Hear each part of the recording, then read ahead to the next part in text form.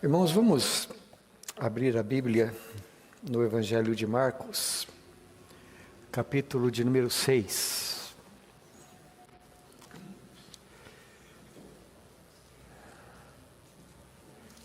Marcos, capítulo 6, nós iremos ler do versículo 14 até o versículo de número 29.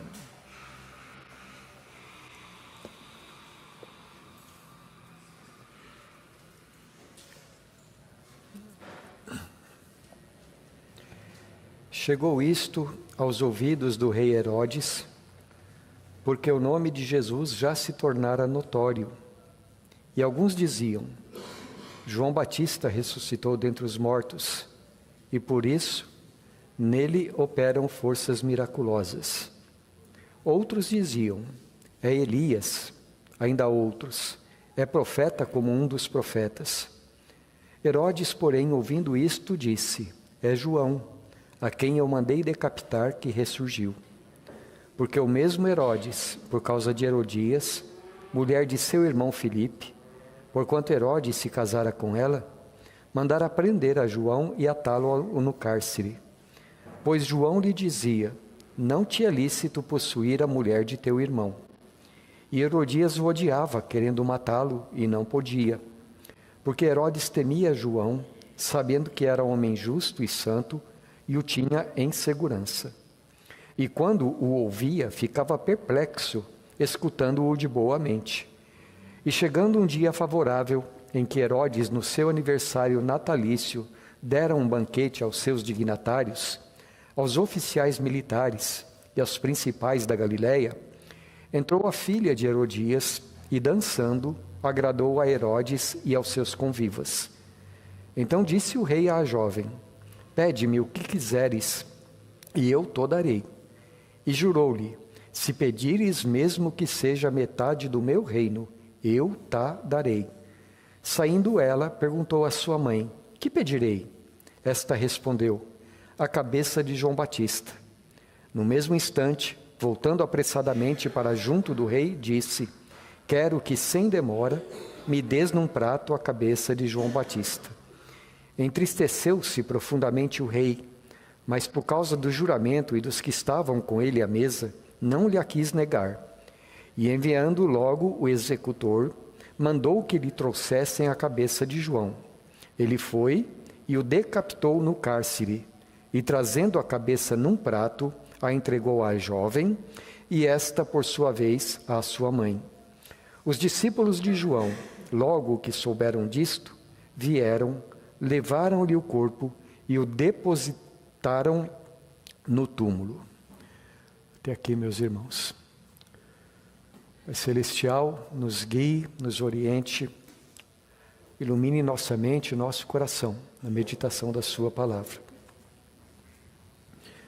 Havia duas pessoas, pelo menos, na igreja dos primeiros dias, que sabiam das coisas que aconteciam no palácio do rei Herodes. Uma mulher chamada Joana, que era a esposa do procurador de Herodes, e outra, um homem chamado Manaém, que foi criado com o rei Herodes, que cresceu no mesmo lugar que ele. Então, provavelmente, esta história aqui, ela foi contada para Marcos, para os primeiros evangelistas. Foram essas pessoas que transmitiram o que aconteceu lá no palácio do rei Herodes, nos dias em que Jesus começou a se tornar mais famoso, como diz aqui o texto. Marcos já nos apresentou o profeta João Batista no primeiro capítulo do seu evangelho. E ele nos diz que depois que João foi preso, é que Jesus começou então a pregar a palavra de Deus.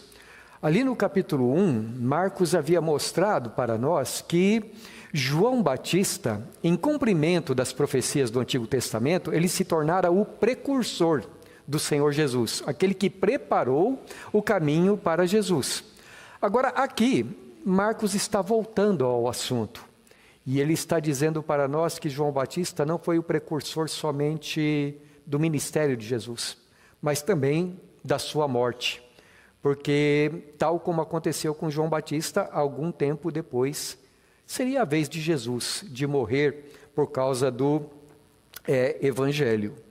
Algum tempo mais tarde, esse mesmo Herodes, que era rei da Galileia, ele estaria na Judéia, estaria em Jerusalém, justamente quando Jesus foi preso. E ele e o governador Pôncio Pilatos eram inimigos ferrenhos, mas quando Jesus foi preso, e eles então estavam presentes ali no julgamento, eles fizeram as pazes. Daí por diante se tornaram, como a gente diria hoje, melhores amigos. Bom, na ocasião em que Herodes finalmente conheceu Jesus, lá no julgamento em Jerusalém, finalmente ele ficou muito contente, porque já havia algum tempo João estava muito preocupado. Preocupação que a gente vê aqui nesse texto. A preocupação de Herodes é que João Batista pudesse ter ressuscitado dentre os mortos. Marcos nos conta que foi assim. Herodes, que conforme Mateus nos diz, era tetrarca da Galileia, este homem é chamado rei aqui, ele havia se casado com a sua própria cunhada, Herodias. Esse Herodes aqui, ele é conhecido na história também como Herodes Antipas. Pelo menos 10 Herodes havia nesta família. Herodes Antipas era o rei da Galileia e ele tinha um irmão chamado Herodes Filipe. De acordo com o historiador Flávio Josefo, Herodes Filipe se casou com uma mulher chamada Herodias. E eles tiveram uma filha chamada Salomé. O nome dela não aparece aqui na Bíblia, mas isso é o que nos diz Flávio Josefo. Acontece que algum tempo depois, Herodias abandonou o seu marido, Herodes Filipe, e se casou com Herodes Antípater, que era o irmão de Herodes Filipe. Aliás, meus irmãos, a família de Herodes, ela mostra muito disso. Traições, incestos e até assassinatos entre famílias, entre pessoas da mesma família, porque todas amavam o poder e queriam estar no poder. Esse Herodes aqui também era filho, os dois eram filhos de Herodes o Grande, aquele que era rei nos dias em que Jesus nasceu e que mandou matar os meninos de 2 anos para baixo, porque ele queria, através disso, alcançar Jesus também. Mais tarde na Bíblia aparece um outro Herodes, Herodes Agripa I, que é aquele que mandou passar ao fio da espada Tiago, o apóstolo, irmão do apóstolo João também. E tem um outro Herodes também, Herodes Agripa II, que foi aquele diante de quem o apóstolo Paulo compareceu quando ele deu o seu testemunho de conversão a Jesus.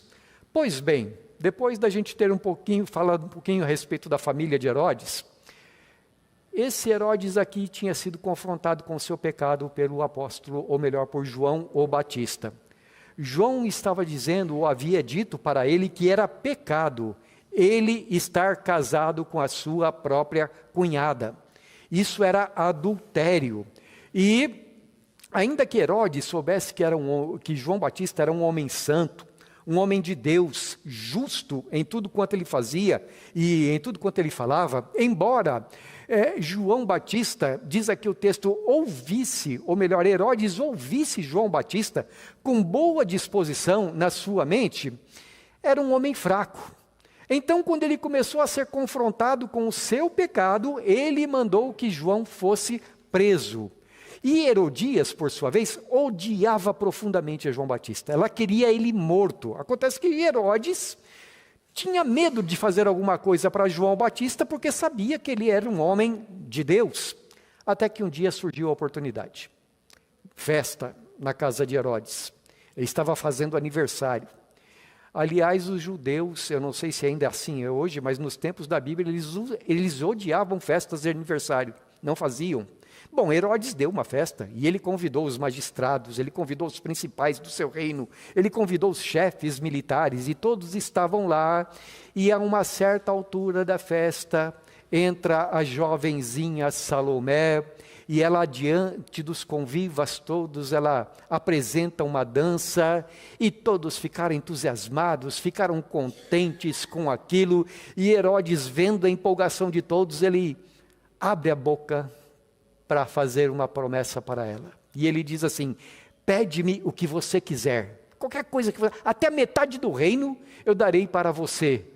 Na verdade ele não era rei, ele era tetrarca, isto é, ele só cuidava da parte da Galileia e não de toda a nação.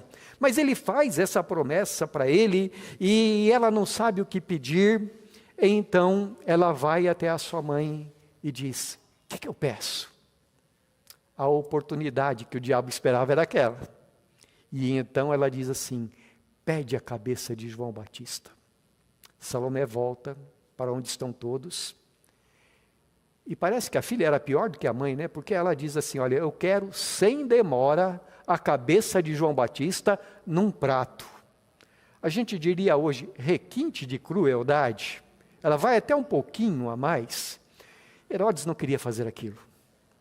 Mas o problema de palavras precipitadas, o problema de se deixar seduzir pelas circunstâncias, o problema de ser uma pessoa espiritualmente fraca, e ele não queria demonstrar fraqueza na frente dos seus convidados. Então ele ordena, o executor sai dali, e depois ele traz a cabeça de João. Agora, João já havia sido morto e sepultado, e Jesus começou a ser conhecido, porque ele pregava, porque ele libertava os oprimidos do diabo, porque ele curava os enfermos, porque ele até ressuscitava mortos. O nome de Jesus se tornou notório, e as pessoas começaram a perguntar: mas quem é esse? Alguns diziam: é Elias, outros diziam: é um dos profetas, e outros diziam: é João Batista, que ressuscitou dos mortos, e é por isso que ele tem tantos poderes agora. Mas o veredito de Herodes, quando as pessoas comentavam no palácio, versículo 16, é João, a quem eu mandei decapitar, que foi ressuscitado de entre os mortos. E como eu disse para vocês, Herodes só ficou sossegado alguns anos depois, quando ele viu que Jesus não era João Batista. O problema de uma consciência atormentada. E quando eu uso a palavra consciência, meus irmãos, eu quero me referir ao nosso ser interior, à nossa alma, ao centro das nossas decisões, aquela capacidade que Deus nos deu, desde a criação, de entender o que é certo e o que é errado, de escolher entre o bem e o mal, a luz e as trevas, de saber o caminho pelo qual nós devemos andar e pelo qual nós não devemos andar. Todos os seres humanos, ao nascer neste mundo, nascem com esta capacidade, que é uma coisa da própria criação de Deus, lá no Jardim do Éden. Mas a Bíblia diz que depois do pecado, nós precisamos tratar para que a nossa consciência seja boa. Se nós não lidarmos com a nossa consciência, ela se tornará inútil. Ou melhor, para que a nossa consciência continue boa, para que nós tenhamos verdadeira vida espiritual, mais do que ouvir a nós mesmos, nós precisamos ouvir Deus, aquilo que Deus está falando conosco. E é sobre isso que eu gostaria de meditar com vocês nesta noite. Quando nós olhamos para esse texto, meus irmãos, nós podemos ver aqui 3 estados diferentes de consciência. Ou, colocando de outra maneira, 3 estados de alma. Primeiro, no profeta João Batista, nós temos o exemplo de uma alma livre, de uma pessoa com boa consciência, de uma pessoa espiritualmente forte.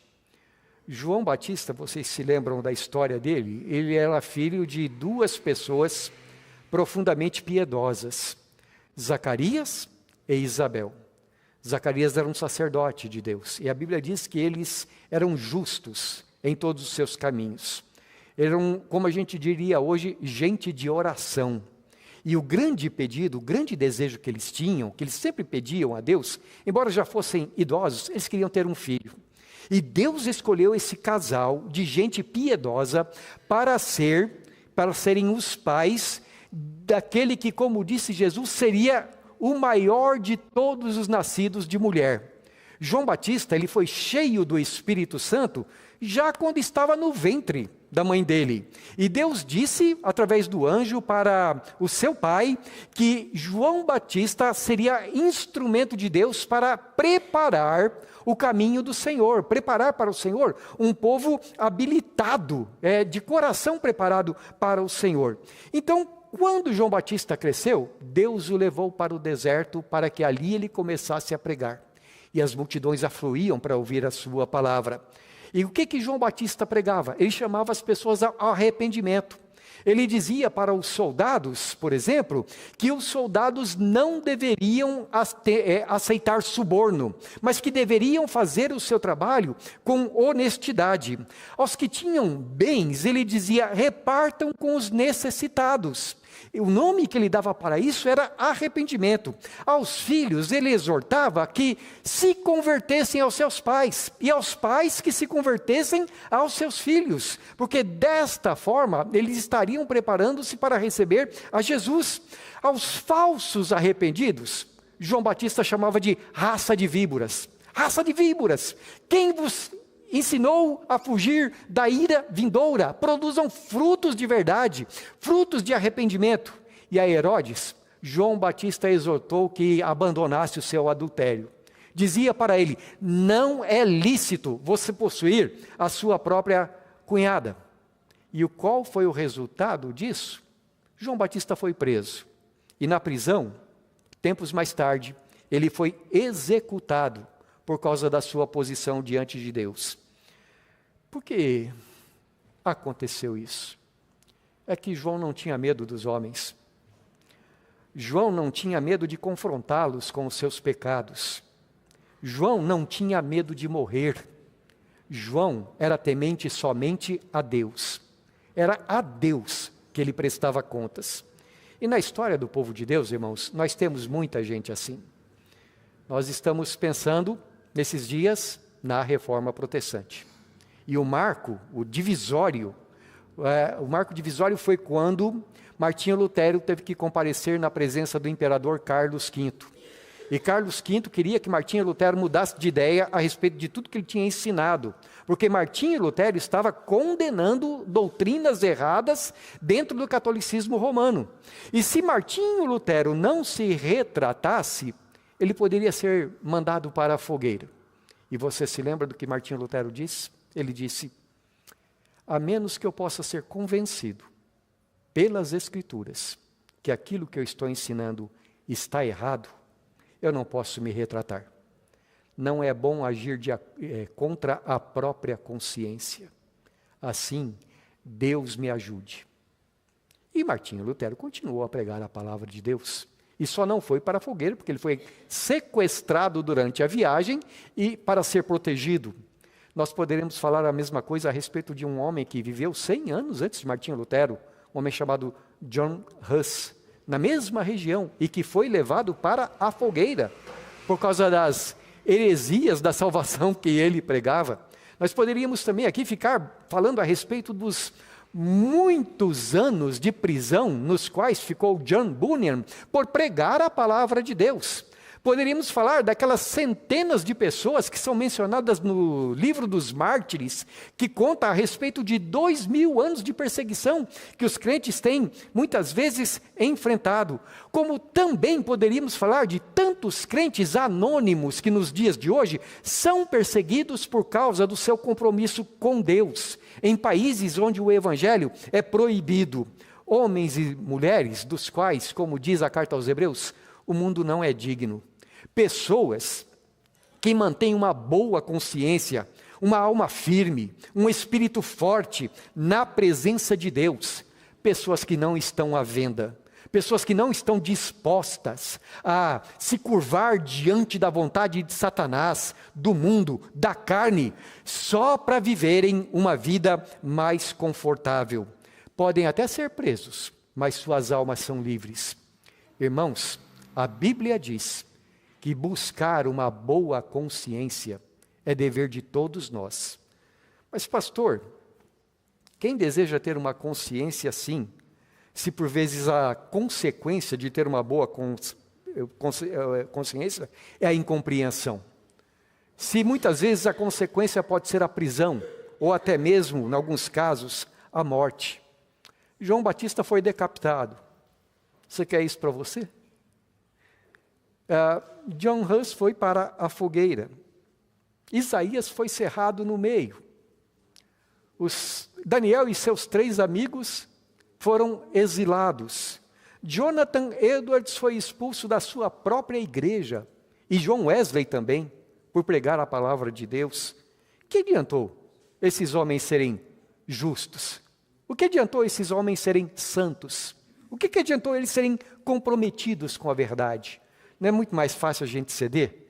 Não é muito melhor? A resposta, meus irmãos, o que faz com que almas fortes permaneçam firmes, nos é dada pelo apóstolo Paulo, quando ele estava diante do governador Félix, na cidade de Cesareia. Eu quero ler com vocês Atos capítulo 24, versículos 14 a 16. Aqui nós temos o testemunho de Paulo, falando a respeito da sua conversão, e o que ele desejava fazer então, a partir da sua conversão. Atos 24, de 14 a 16, está escrito assim: porém, confesso-te que, segundo o caminho a que chamam seita, assim eu sirvo ao Deus de nossos pais, acreditando em todas as coisas que estejam de acordo com a lei e nos escritos dos profetas, tendo esperança em Deus, como também estes têm, de que haverá ressurreição, tanto de justos como de injustos. Por isso, também me esforço por ter sempre consciência pura diante de Deus e dos homens. Olha o segredo do apóstolo Paulo. Por que ele se esforçava para ter uma consciência pura? Diante de Deus e diante dos homens. Porque ele diz, eu acredito no que a Bíblia fala. E a Bíblia fala que haverá uma ressurreição de justos e injustos. Como é que diz Daniel? Uns vão ressuscitar para a vida eterna, e outros vão ressuscitar para horror eterno. Paulo diz, eu acredito nisso, e é por isso que eu busco ter uma boa consciência. Se eu morrer aqui, a vida eterna me aguarda. As coisas desse mundo são passageiras, era o que ele tinha na sua mente. Segunda coisa, ter uma consciência pura, então limpa, a gente pode observar aqui, é fruto de você crer na palavra de Deus. Ou você acredita na Bíblia ou não. E se você acredita, você buscará viver dessa maneira. Mas em segundo lugar, meus irmãos, Herodias. Em Herodias, nós temos exemplo de uma pessoa desalmada. Na filha dela também. Herodias tinha uma consciência que a gente chamaria de cauterizada. Uma consciência doutrinada pelo diabo. A cabeça de Herodias foi feita por Satanás. Veja, Herodias não tinha consciência. Ao contrário, ela, como todas as pessoas desalmadas que cometem pecados e não sentem arrependimento. Pessoas que se adulteram, não tem problema nenhum com isso. Pessoas que se matam alguém ou mandam matar, não veem problema nisso.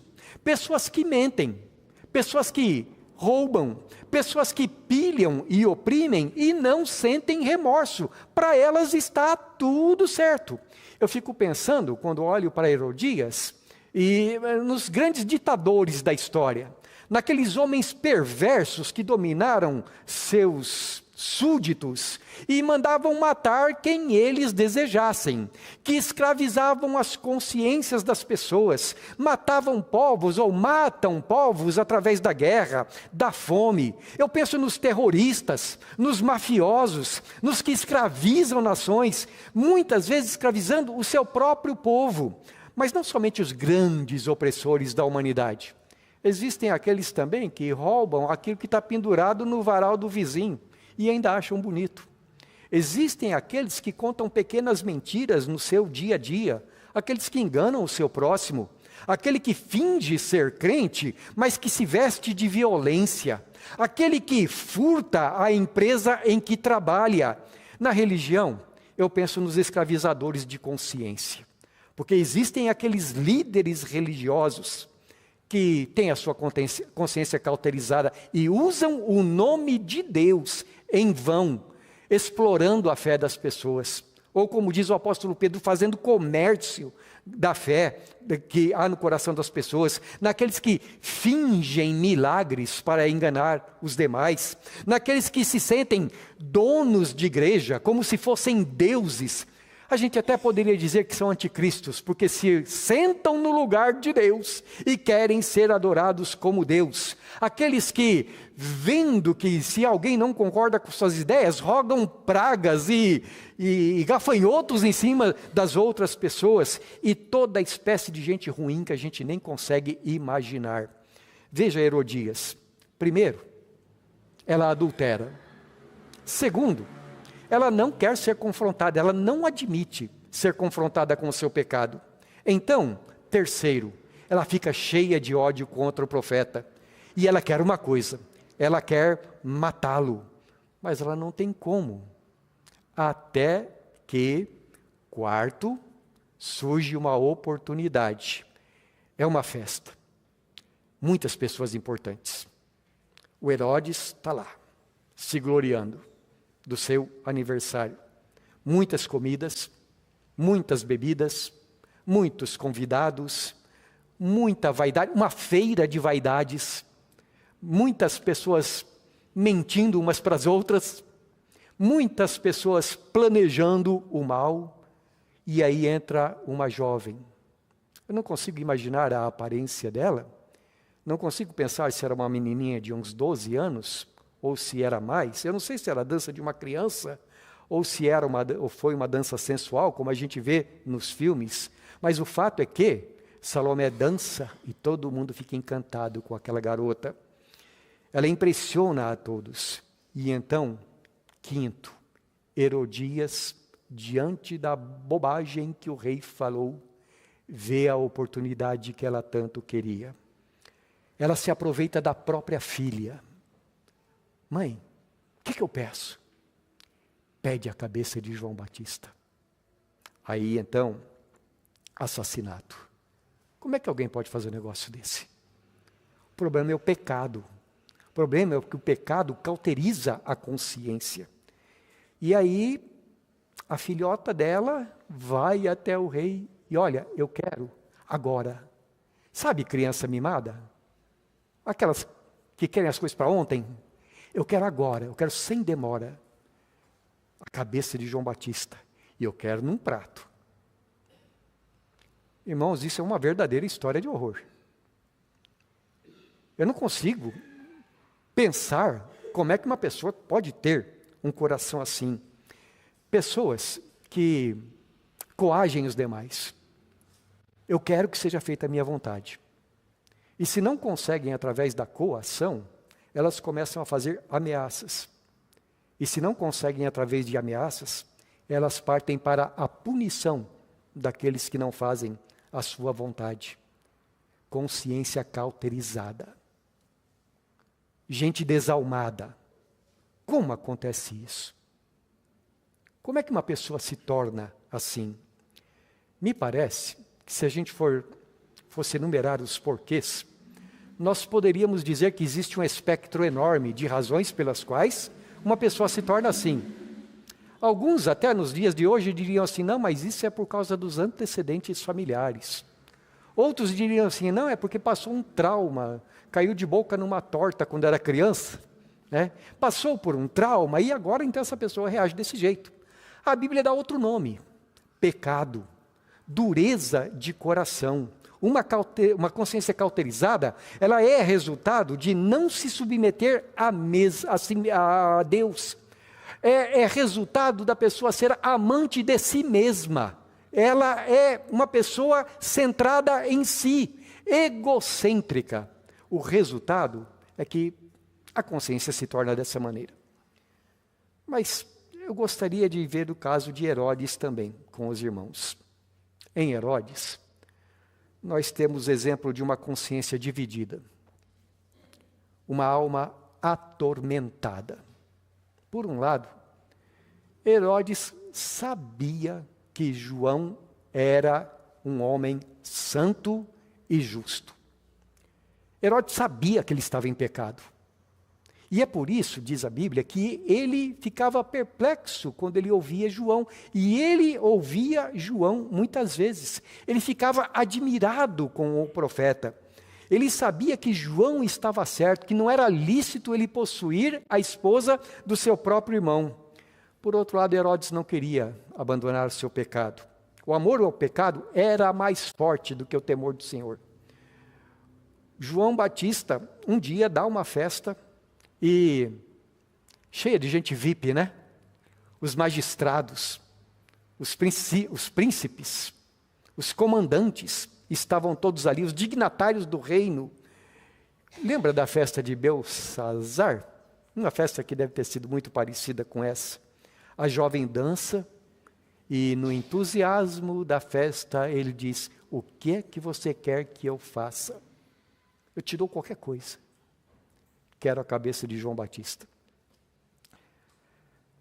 Ô serpentia essa tal de Salomé. Ô menininha ruim. Herodes, então ele fica muito triste, ele não queria fazer isso. Ele sabia que seria um enorme pecado contra Deus, se ele continuasse naquele curso. Mas por outro lado, ele não queria se mostrar fraco diante dos homens. Era mais importante para ele. E o que ele faz então? Ele deu a sua palavra, tem que cumprir, não é? O nome dele, para ele, era mais importante do que o nome de Deus. A honra dele era mais importante do que a honra ao nome de Deus. João Batista foi morto. E agora Jesus começa a pregar e se torna afamado. Quem é Jesus? A consciência de João Batista fica dizendo, a consciência de Herodes, é João Batista que eu mandei matar. Ele ressuscitou. Sabe o que acontece quando uma pessoa tem a consciência atormentada? Ela vê fantasma em tudo quanto é lugar. Como está escrito em Provérbios, fogem os perversos sem que ninguém os persiga. A pessoa não tem ninguém atrás dela, mas ela acha que tem. Porque a consciência dela é um tormento. A consciência dela não lhe dá paz. Mas como Judas, Herodes não se arrependeu do seu pecado. Algum tempo depois, Jesus foi preso. Ele estava lá quando viu. E dizem os evangelhos sinóticos, Herodes se alegrou ao ver que não era João. Algum tempo depois, Herodes foi destituído pelos romanos e Herodias foi mandada para o exílio.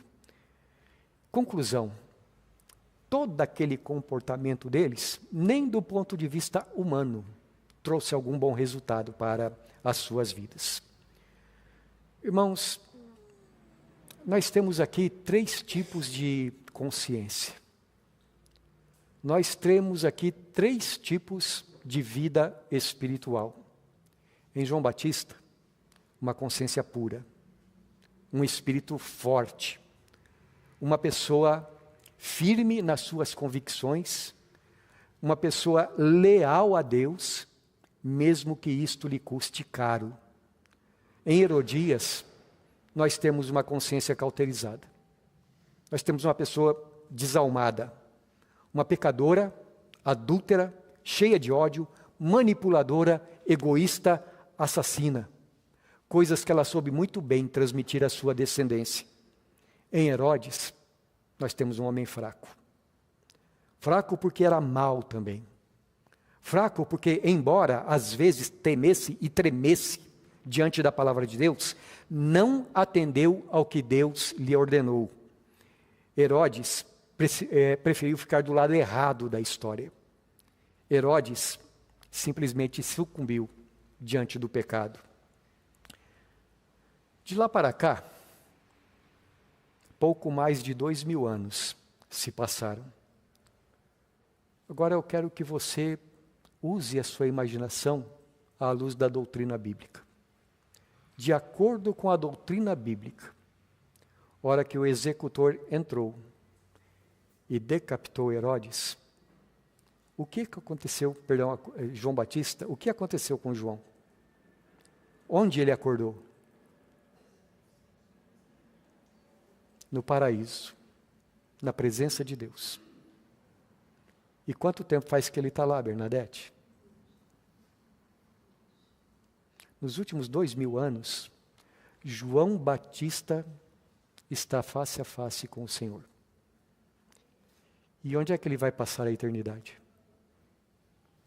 Agora pense em Herodes e pense em Herodias. Onde é que eles têm passado os últimos 2000 anos?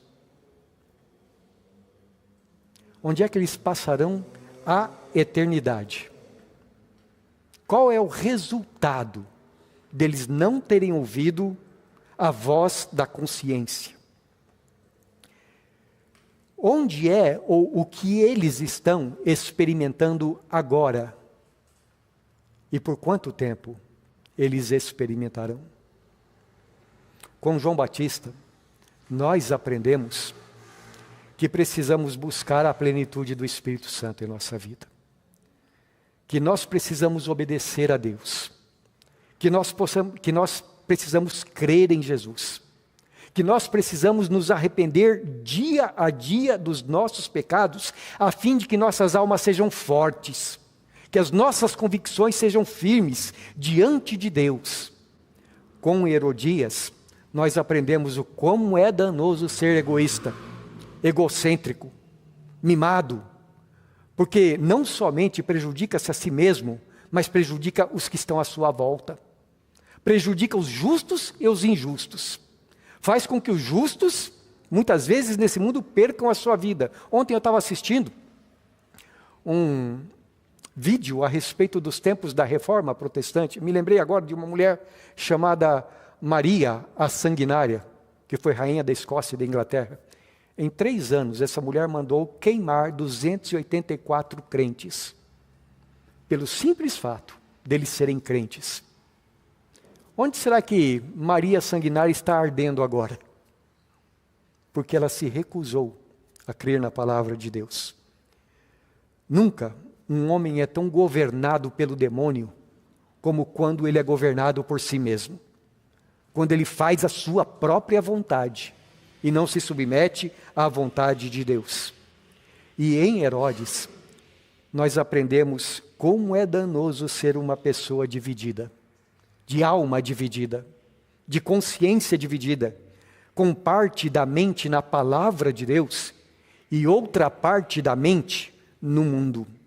Aprendemos que devemos tratar com os nossos pecados. Quando a nossa consciência fala, nós precisamos tratar.